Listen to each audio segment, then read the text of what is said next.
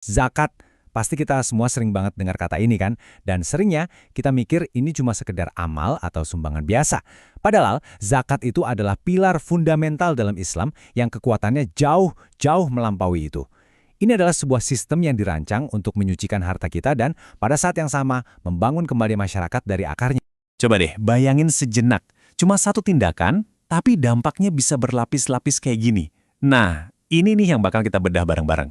Kita akan melihat zakat bukan cuma sebagai sebuah kewajiban, tapi sebagai sebuah sistem yang revolusioner, yang bisa mengubah diri kita secara pribadi dan juga tatanan sosial di sekitar kita. Oke, kita mulai dari yang paling dasar dulu ya. Untuk benar-benar paham seberapa dahsyatnya zakat, kita harus ngerti dulu posisinya dalam bangunan keimanan Islam. Dan posisinya ini, wah sama sekali nggak bisa ditawar-tawar. Yup, bener banget. Berdasarkan banyak hadis sahih, zakat itu berdiri sejajar sama sholat dan puasa. Jadi ini bukan sekedar anjuran baik ya, tapi benar-benar komponen inti dari identitas seorang muslim. Bisa dibilang, tanpa zakat, keislaman seseorang itu belum lengkap. Wow, ini tegas banget kan? Pernyataan dari Abu Bakar ini nunjukin betapa krusial dan wajibnya zakat. Sampai-sampai, memisahkan zakat dari sholat itu dianggap sebagai sebuah pembangkangan yang harus dilawan. Ini ngegambarin betapa seriusnya kewajiban ini dari dulu banget. Nah, sikap setegas itu pasti bikin kita mikir, emangnya zakat itu apa sih sebenarnya? Kunci utamanya ada di kata hak. Zakat itu kan bukan hadiah atau belas kasihan. Zakat adalah haknya orang miskin yang Tuhan titipkan di dalam harta orang kaya. Dinamika ini mengubah segalanya. Si pemberi itu cuma menunaikan amanah dan si penerima itu mengambil apa yang memang jadi haknya, tanpa perlu merasa rendah diri. Oke, sekarang kita geser sedikit. Dari aturan-aturan, kita coba selami jiwa di balik zakat itu sendiri. Karena zakat itu bukan cuma soal transaksi uang, tapi ada filosofi spiritual yang dalam banget tentang harta dan kemanusiaan. Coba kita lihat ayat ini deh. Di sini Al-Quran dengan indah banget ngegambarin dua mentalitas yang saling bertolak belakang soal harta. Di satu sisi, ada jalan kemudahan yang dijanjikan buat mereka yang mau memberi. Di sisi lain, ada jalan kesulitan buat mereka yang kikir. Nah, inilah inti dari semangat zakat.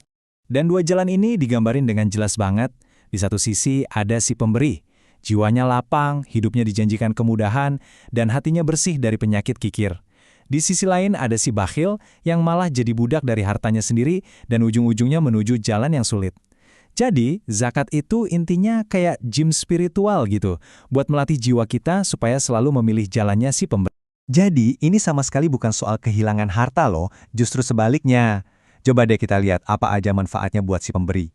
Zakat itu membersihkan jiwa kita dari serakah, jadi wujud rasa syukur yang nyata, bahkan secara spiritual bisa melindungi dan memberkahi sisa harta kita. Ini lebih kayak investasi jiwa, bukan pengeluaran. Oke, filosofinya udah dapat ya. Sekarang, kita masuk ke bagian yang lebih teknis, lebih praktis.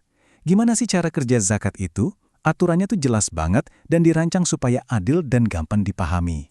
Jadi, nggak semua harta itu kena zakat loh. Ada 6 syarat utama yang harus dipenuhi. Yuk kita lihat satu-satu. Pertama, harta itu harus 100% milik kita. Kedua, harus punya potensi buat berkembang. Ketiga, jumlahnya harus mencapai batas minimal atau yang disebut nisab. Keempat, itu adalah kelebihan dari kebutuhan pokok. Kelima, bebas dari utang. Dan yang terakhir, udah kita miliki selama 1 tahun penuh. Nah, nisab ini bayangin aja kayak garis batas. Kalau harta produktif kamu ada di bawah garis ini, kamu belum wajib zakat. Tapi, kalau sudah melewati garis itu dan bertahan selama setahun, artinya kamu udah mencapai level tanggung jawab finansial untuk mulai berbagi. Biar gampang, standar yang dipakai sekarang ini untuk uang, tabungan, atau aset dagang itu setara dengan nilai 85 gram emas murni. Gini deh contohnya.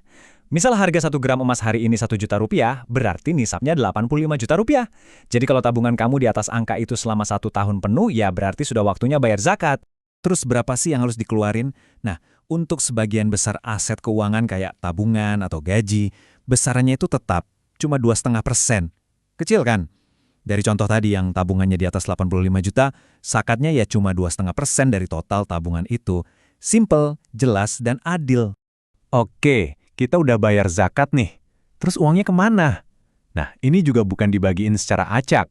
Islam udah netapin sebuah sistem distribusi yang sangat spesifik dan menurut saya canggih banget. Tujuannya supaya zakat ini benar-benar tepat sasaran.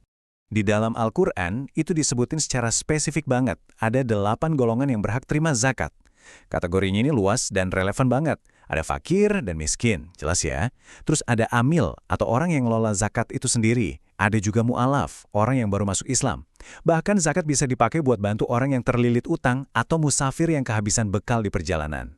Ini nunjukin betapa komprehensifnya jaring pengaman sosial yang ingin dibangun oleh zakat. Nah, ini poin yang penting banget buat diingat. Tujuan akhir zakat itu bukan cuma ngasih ikan buat makan hari ini, tapi ngasih kail biar mereka bisa mandiri. Tujuannya itu buat mutusin rantai kemiskinan, bukan malah bikin orang jadi tergantung sama bantuan. Pemberdayaan, itu kuncinya.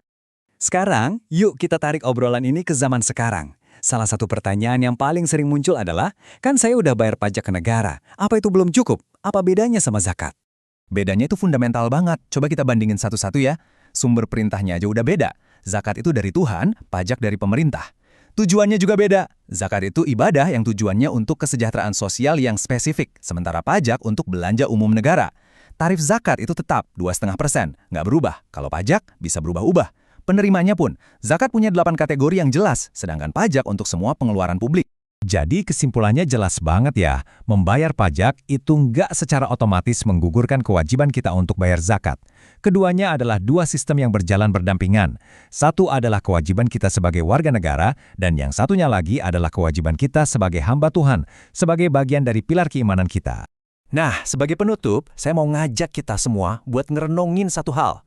Coba bayangkan, kalau aja sistem zakat yang adil, terstruktur, dan penuh spiritualitas ini benar-benar berjalan optimal di seluruh dunia, masalah kesenjangan sosial, kemiskinan, kira-kira apa yang bakal terjadi? Akan seperti apa wajah dunia kita? Sebuah pertanyaan untuk kita bawa pulang dan pikirkan bersama.